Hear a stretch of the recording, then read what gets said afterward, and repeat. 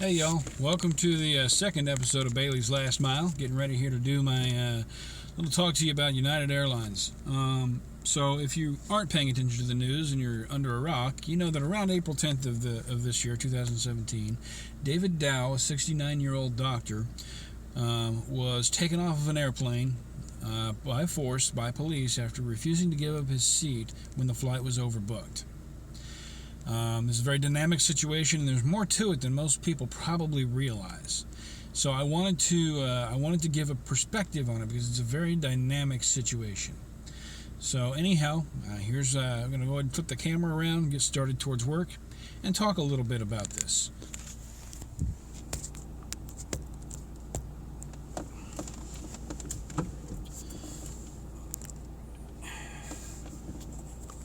Get the camera just right here. There we go. So see the hood a little bit. All right. So first thing I'm going to do is kind of break this down, and hopefully I can get all this in because it's a very, very dynamic situation here. So first of all, so there's three perspectives I'm going to talk about this from. The perspective of the individual himself, which I'll start with, the perspective of the airline, and then the perspective of the police. So from the perspective of the individual, people these days get very little customer service, real customer service from anyone. The fact of the matter is, once I've paid for my plane ticket and I've sat down in my seat, I shouldn't be expected to leave that seat. And I have every right, as a person who's paid for a service and am in the process of beginning to receive that service, as expected. I now have a contract, in essence, with this airline for them to provide me with a service. That having been said, there's also an expectation of me as an individual to act as an adult and to understand the terms and conditions of that service. Here's the thing, every party in this was right and every party in this was wrong at the exact same time. Every single party. So we'll start with David Dow himself, in that he was very right to be completely, absolutely irate about what happened to him.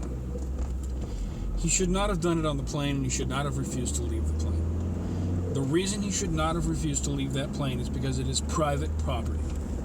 That airplane is not a public place. United Airlines owns that. That is exactly the same as you coming into my home, me telling you to leave and you refusing to. Regardless of whether or not you are paying me to be in my home, I still own it. And I still have every right to tell you to get out of it. That's how renting works. You own a house, you rent it out, you still have every right. Now there's some laws involved in, giving people enough time to get out, but you have every right to say, I no longer want you in this home. So David Dow, unfortunately, had this sense of entitlement that he had a right to be on that plane. The ability to travel is a right. The modes with which you do that are privileges. A bicycle is a privilege. A car is a privilege. An airplane is a privilege. You do not have the right to any of those objects. You have the right to go from place to place. You do not have the right to the objects that are utilized to get you from point A to point B. From the airline's perspective, they had an unruly passenger who was disobeying the flight crew.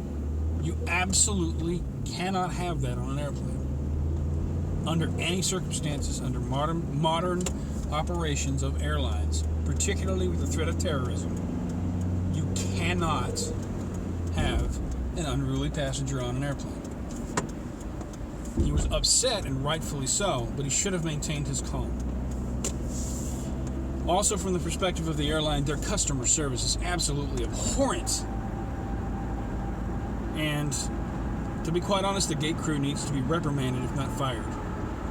You don't take somebody who's already on the plane off. You can bump people, but bump before you load.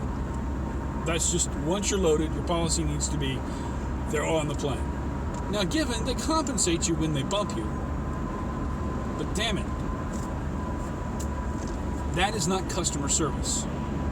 Customer service is a long forgotten thing in this country anyhow. But the airline had every right to ask him to leave the plane. In fact, if you read terms and conditions when you purchase a ticket of the purchase of that ticket, it does say that the airline has the right to remove you from a flight and or to cancel their ticket at any time.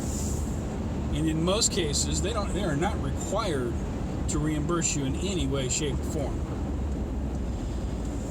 Those contracts leave a lot of leeway for airlines to be absolutely asinine, which they take every advantage to do nowadays. It's a very expensive business they're in, and I get it. So they can't offer the luxuries they used to as airlines. But they are taking every advantage to have a piss poor customer service that they can. There's a few of them out there that are still pretty good. I've flown JetBlue a couple of times. It's been a very long time since I flew United, primarily because they're usually too expensive. I don't fly United because they cost more. Now, moving on, I want to talk about the perspective of the police, which is probably the one. See, this guy ended up with a bunch of pictures of him bloody. He apparently had a broken nose and apparently a concussion. Here's the thing. David Dow refused to leave private property. A property owner called the police department and said, "This individual is refusing to leave our property." The police don't make a judgment about whether or not that request to leave property is valid. They're not lawyers. At that point, what they see is someone who owns a property telling them they do not want this individual on their property. Same thing would happen if you were in a coffee shop screaming and yelling and throwing a tantrum. The coffee shop owner or manager has every right to call the police and say, "I want this guy," the term I've heard before is 86th. "I want this guy trespassed off of my property. I want him removed from my property." That is all the police know and see. After that, it's between the property owner and the individual. If that individual wants to call the property owner or involve a lawyer or vice versa, that's between them. In that moment, the police are being asked to remove the property. Now, the guy, I only saw 45 seconds of video or so, less than a minute of video, and they had to get pretty rough with the guy because he was disobeying a lawful order to vacate the premises.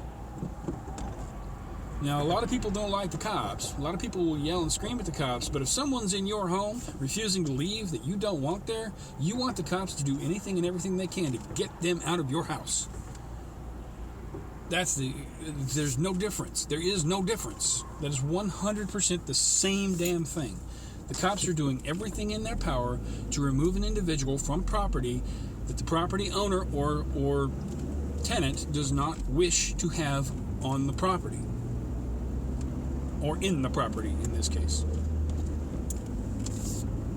Unfortunately, the guy got injured in the process. Now, I don't know exactly what happened. And if these cops did take it overboard, and trust me, everybody knows there's cameras. Everybody knows. The cops know there's cameras. They're probably wearing body cameras themselves. So they most likely did everything they could to treat this guy gently. But airplanes are packed in sardine cans nowadays. And when you start throwing a guy around trying to get him to comply, he's going to bump his head on something probably. You don't want him to, and you're going to try not to let that happen. And I can't tell what happened in the video. I don't know what happened outside of the airplane. And trust me, I don't want to be the guy sitting here defending bad cops. If these cops were actually being overly aggressive with this guy, and or if they did something extra to him after they got him off the plane, then they need to be reprimanded. But from what I saw, he was resisting the police. You do not resist the police. I'm sorry. If they give you a lawful order, which in this case they did, you are compelled to do so under constitutional law. I'm probably wrong on that, but you are compelled to follow a lawful order of a peace officer. That much I know. I don't know about Constitution and all that. I'm speaking beyond my realm there, most likely. I know that if the cop gives you a lawful order, you have to follow it. If not, you can be charged. It's pretty straightforward and simple. Most likely, because of all the hubbub going on with this, the guy's not going to be charged. He's probably going to sue United Airlines, and they're probably going to settle, and it's the last you're going to hear of it. Now, there's a whole backstory that apparently David Dow, lost his medical license and then got it back, and has been through some rough times and so forth and so on. But the gist of all this is that there are two primary wrongs here.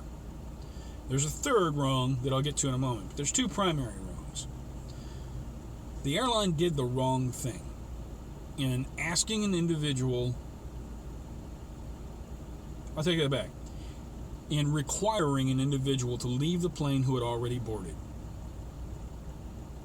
You can offer to that individual, I will give you X amount of money to leave this plane. But you can't force people off a plane who've paid for a ticket. I mean, you can, legally, but you should not force people off a plane who've paid for a ticket, and expect that to go well. That is not going to go well if you are forcing the matter. I wouldn't be happy either. I'd be at the gate screaming and yelling. And if the cops showed up, I'd leave peaceably. And there would be a massive lawsuit from me. Well, maybe not massive, but a lawsuit from me over the matter. Because you don't treat people like that. Second wrong is the sense of entitlement of that Mr. David Dow. And I'm not going to point my finger at doctors, but people who've gone to school for years on end and spent thousands and thousands of dollars for an education tend to feel like the world owes them something. Lawyers and doctors and engineers all act like they are the bee's knees because they are well-educated individuals. I will tell you right now, I am not a college-educated individual. I consider myself to be articulate, intelligent, and I have a relatively technical job that requires skill. And I think my phone just glitched right there. I hope it captured half of what I just said. That doesn't entitle me to a damn thing. And to act as if the world owes you that airplane because you paid for a ticket, and to act like a 5-year-old child screaming and yelling because you're not getting your way. That's not how adults act. Sadly, it is how adults seem to want to act in this modern day and age. That's not how my mom and dad acted. It's not how my grandfather acted. And it's sure the way I was taught to act. So, dude needs to grow up a little bit. He's going to get a bunch of money out of this no matter what. But dude needs to grow up a little bit. Well, that's pretty much all I have here. I'm about to pull up into my parking space here in just a few moments. But it was Bailey's last mile. That almost sucked. Dude backed out all quick.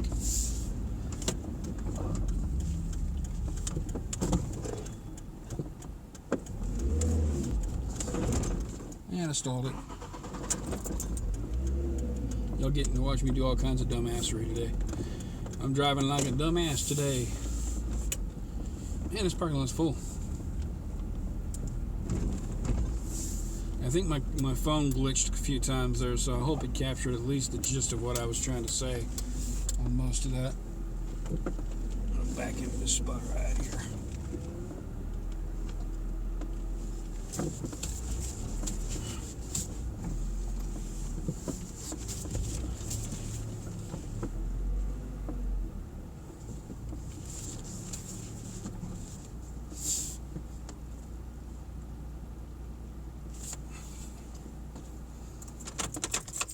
Well, thank you for watching and listening to Bailey's Last Mile.